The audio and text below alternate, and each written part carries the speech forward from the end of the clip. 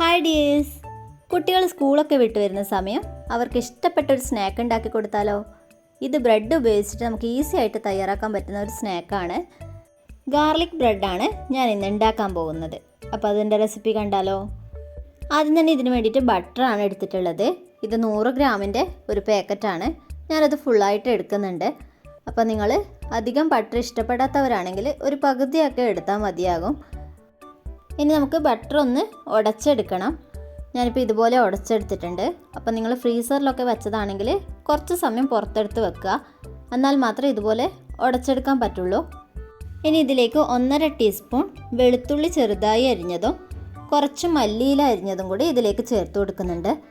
ഇനി ഇതിലേക്ക് ഒരല്പം ചില്ലി ഫ്ലേക്സ് ചേർത്ത് കൊടുക്കാം. ഇനി ഇതിലേക്ക് ഒരല്പം ഒറിഗാനോ ചേർത്ത് കൊടുക്കാം. ഇനി ഇത് നമുക്ക് നന്നായിട്ടൊന്ന് യോജിപ്പിച്ചെടുക്കാം. ഇതെല്ലാം മിക്സായി കഴിഞ്ഞാൽ ഇതിലേക്ക് നമുക്കൊരല്പം കുരുമുളക് പൊടി ചേർത്ത് കൊടുക്കാം. എന്നിട്ട് വീണ്ടും ഒന്ന് യോജിപ്പിച്ചെടുക്കാം.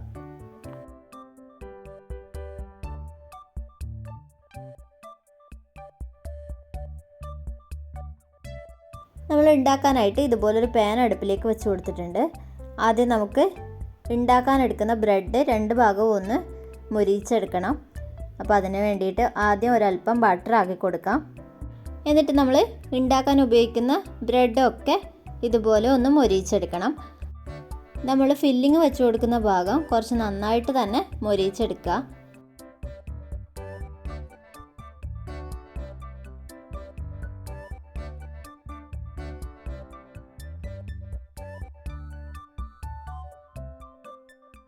ഇപ്പം നമ്മൾ എല്ലാ ബ്രെഡും അതുപോലെ ചെയ്തെടുത്തിട്ടുണ്ട്.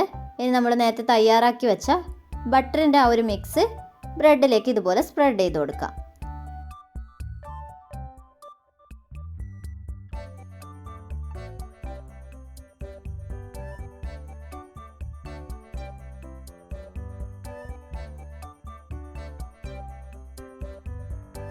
ഇതുപോലെ ബട്ടർ സ്പ്രെഡ് ചെയ്ത് കഴിഞ്ഞാൽ ഇതിൻ്റെ മുകളിലായിട്ട് നമ്മുടെ മൊസറല്ല ചീസാണ് ചേർത്ത് കൊടുക്കുന്നത്.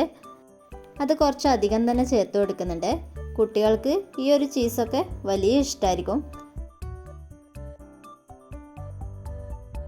മൊസറല്ല ചീസ് ചേർത്ത് കൊടുത്ത ശേഷം ഇനി ചീസ് സ്ലൈസും കൂടി ഇതുപോലെ അതിൻ്റെ മുകളിൽ വെച്ച് കൊടുക്കുന്നുണ്ട്.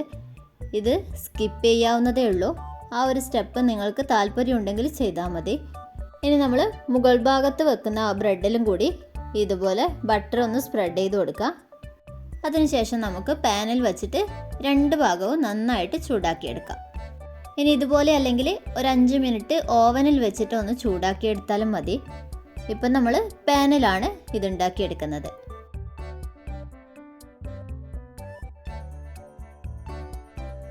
നമ്മുടെ ഗാർലിക് ബ്രെഡ് കുറച്ച് ക്രിസ്പി ആയിരിക്കും. അതുകൊണ്ട് തന്നെ നമ്മൾ പാനിൽ ഉണ്ടാക്കുന്ന സമയത്ത് കുറഞ്ഞ ഫ്ലെയിമിലിട്ടിട്ട് വേണം ഇത് ഒന്ന് ചൂടാക്കി എടുക്കാൻ വേണ്ടിയിട്ട്.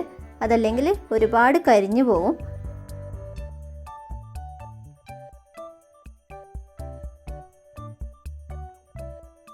ഇപ്പം നമ്മുടെ ഗാർലിക് ബ്രെഡ് ഇവിടെ തയ്യാറായിട്ടുണ്ട്. ചൂടോടെ കഴിച്ചാൽ മാത്രമേ ആ ഒരു ചീസിൻ്റെ ടെക്സ്ചറൊക്കെ നമുക്ക് കൃത്യമായിട്ട് കിട്ടുകയുള്ളൂ. എക്സ്ട്രാ ചീസി ആയിട്ടുള്ള ഈ ഒരു ഗാർലിക് ബ്രെഡ് നിങ്ങളും എന്തായാലും തയ്യാറാക്കി നോക്കണം. തയ്യാറാക്കി നോക്കിയിട്ട് അഭിപ്രായങ്ങളൊക്കെ ഒന്ന് കമൻ്റായിട്ടും കൂടി അറിയിക്കണേ.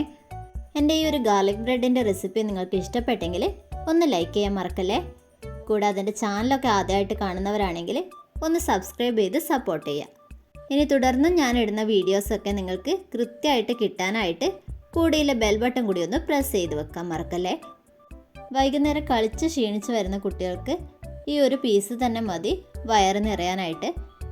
ഈസി ആയിട്ട് ഉണ്ടാക്കാൻ പറ്റിയ ഈ ഒരു ഗാർലിക് ബ്രെഡ് എന്തായാലും തയ്യാറാക്കി നോക്കുക. അപ്പോൾ നമുക്ക് പുതിയ വീഡിയോസൊക്കെ ആയിട്ട് വീണ്ടും കാണാം.